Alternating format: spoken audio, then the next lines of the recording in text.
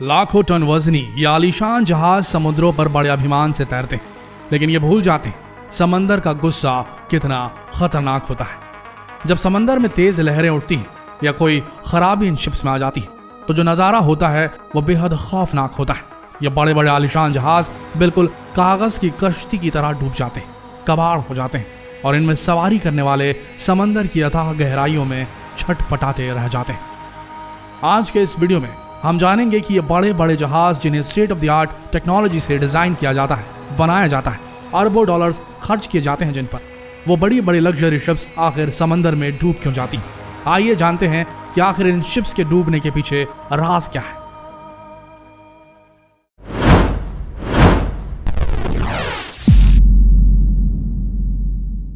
दोस्तों, क्या आप जानते हैं कि दुनिया कितनी बड़ी है? वैसे अगर आपको पूरी दुनिया घूमनी हो तो ये बताइए कि आपको वक्त कितना लगेगा। वैसे आपको ये बात जानकर हैरानी होगी कि इस पूरी पृथ्वी पर सिर्फ 29% ऐसी जगह हैं जहां पर सख्त जमीन है और बाकी चारों तरफ पानी ही पानी है, समंदर ही समंदर है। और आज के वक्त समंदर हम इंसानों के लिए बहुत ज्यादा जरूरी है। समुद्री रास्तों के जरिए एक देश दूसरे देश से इंपोर्ट और एक्सपोर्ट करने का काम कर रहा है।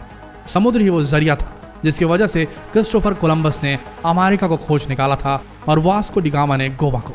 और अगर आज की बात की जाए तो आज के वक्त बड़े बड़े ऑयल वेल्स आज समुद्र में इंस्टॉल किए जा रहे हैं और यहाँ तक कि टेक्नोलॉजी इतनी ज्यादा बढ़ गई है कि समुद्र में ही विंड फार्मिंग की जा रही है और बहुत अधिक मात्रा में बिजली पैदा की जा रही है।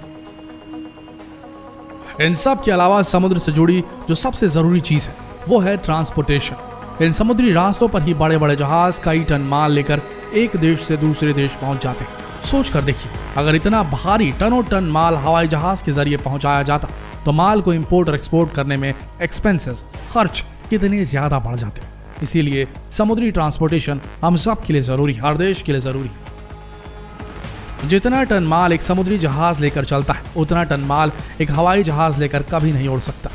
इन समुद्री रास्तों पर चलने वाले विशालकाय जहाजों की बदौलत ट्रांसपोर्टेशन बहुत ज्यादा आसान हुआ है और इन विशालकाय जहाजों को देखकर लगता है कि समुद्र को चीरते हुए अपना रास्ता खुद बनाते हुए जा रहे हैं।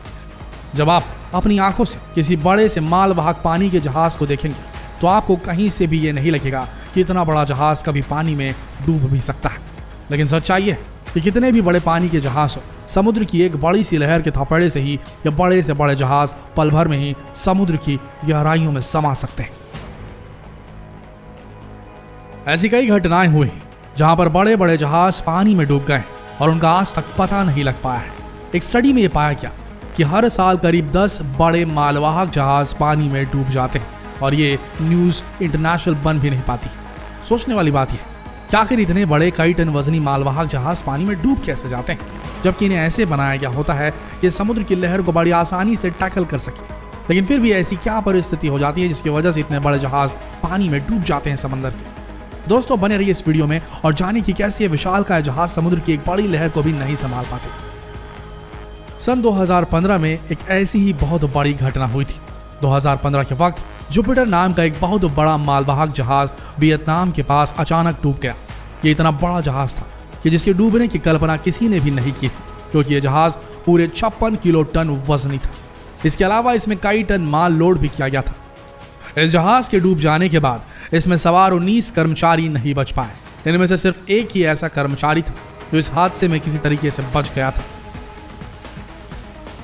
सोचने वाली बात यह है कि आखिर इतने बड़े जहाज में ऐसा क्या होता है जिसकी वजह से ये डूब जाते हैं। और आपको बता दें कि इसका सबसे बड़ा कारण है लिक्विफैक्शन।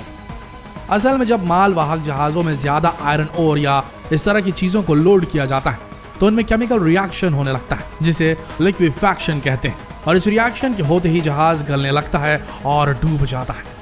हालांकि इतने बड़े जहाजों की बॉडी बहुत ज्यादा सख्त होती है, लेकिन जिस तरीके का ये केमिकल रिएक्शन होता है, ये रिएक्शन बड़े बड़े जहाजों की मोटी से मोटी परत को भी गला कर रख देता है और नतीजा बड़े बड़े जहाज पानी के अंदर समा जाते हैं।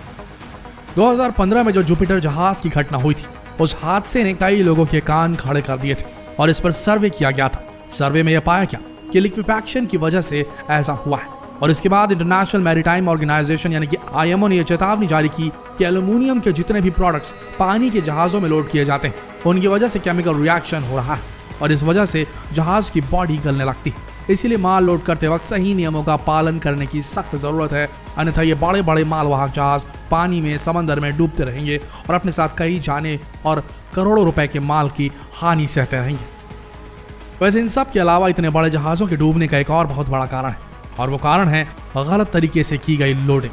कई बार इतने बड़े जहाज में अनियमित तरीके से लोडिंग की जाती है। दिक्कत यह है कि लोडिंग करते वक्त वेट डिस्ट्रीब्यूशन का ध्यान बिल्कुल नहीं रखा जाता। कई बार माल को अनियमित तरीके से लोड कर दिया जाता है, जिसकी वजह से पानी में एक बहुत बड़ा उछाल पैदा होता है, और उछाल पैदा होने की वजह से जितने भी मेटल के प्रोडक्ट्स होते हैं, जैसे कि आयरन ओर और एल्यूमिनियम, जहाज के हिलने डुलने की वजह से एक जगह पर जमा होने लगते हैं, और जब ये एक जगह पर जमा होने लगते हैं तब वहां पर केमिकल रिएक्शन होने लगता है। साथ ही साथ जहाज की एक ही तरफ यानी कि एक ही साइड लोड बढ़ जाता है, जिससे जहाज तिरछा सा हो जाता है, उसमें एक तरफ ज्यादा भार बढ़ने लगता है। कई बार ये लोड इतना ज्यादा बढ़ जाता है कि जहाज एक तरफ झुकने लगता है और फिर उसमें पानी भरने लगता है, और इसके बाद आप जानते ही हैं कि जब एक तरफ से पानी किसी जहाज में भरने लगेगा तो उसका डूबना तो निश्चित है।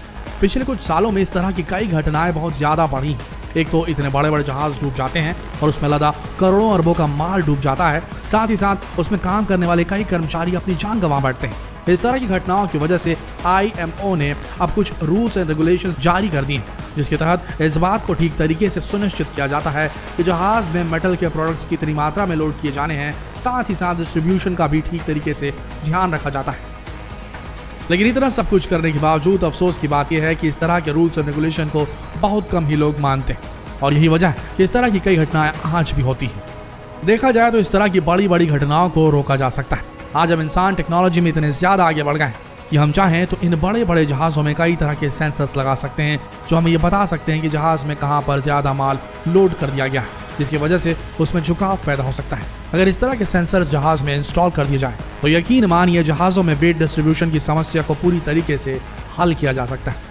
इसके साथ साथ हमें ऐसे स्कैनर्स लगाने की ज़रूरत है जो ये पता लगा सकें कि जहाज में जो मेटल के प्रोडक्ट्स लोड किए गए हैं कहीं उनमें केमिकल रिएक्शन तो उत्पन्न नहीं हो रहा, क्योंकि इन मेटल्स के केमिकल रिएक्शन की वजह से जहाज की बॉडी गलने का डर हमेशा बना रहता है। और अगर ऐसे स्कैनर्स जहाज में इंस्टॉल कर दिए जाए तो इस तरह की घटनाओं को कम किया जा सकता है। देखा जाए तो टेक्नोलॉजी की मदद से ऐसी घटनाओं को रोका तो जा सकता है, लेकिन याद रखिए हवा में होने वाली अनहोनी और समंदर की अथाह गहराइयों के जस्ट ऊपर समंदरों पर होने वाली अनहोनी को कोई नहीं रोक सकता।